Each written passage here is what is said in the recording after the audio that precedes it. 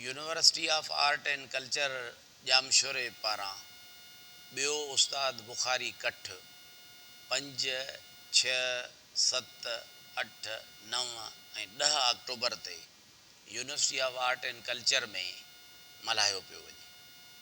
उस्ताद बुखारी कठ में मजमूई तौर ते 3 क़िस्मनि जा प्रोग्राम थींदा।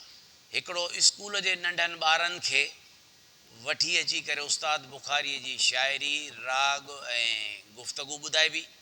नंबर 2 उस्ताद बुखारीअ जी शाइरीअ ते पंहिंजो बाबा कैलीग्राफिक एग्ज़िबिशन थींदी ऐं उनजे किताबनि जी नुमाइश वग़ैरह थींदी।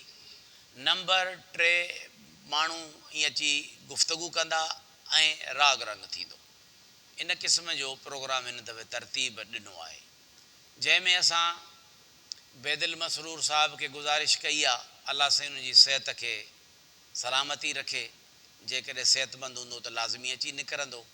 मंज़ूर सखीराणी, उस्ताद ख़ादिम सखीराणी, वकार मलाह ऐं पंहिंजो मास्टर वली, उस्ताद फ़ुदा हुसैन अबड़ो ऐं हनीफ़ लाशारी साहब, इन समेत तमामु जेके वॾा नाले वारा फ़नकार आहिनि या जिन उस्ताद बुखारी खे ॻायो आहे उहे सेखड़ाट ऐं नवां माण्हू उन्हनि सभिनी खे सॾु कंदासीं त उस्ताद बुखारी खे अची करे ॻाइनि, वॼाइनि, उन ते गुफ़्तगू कनि।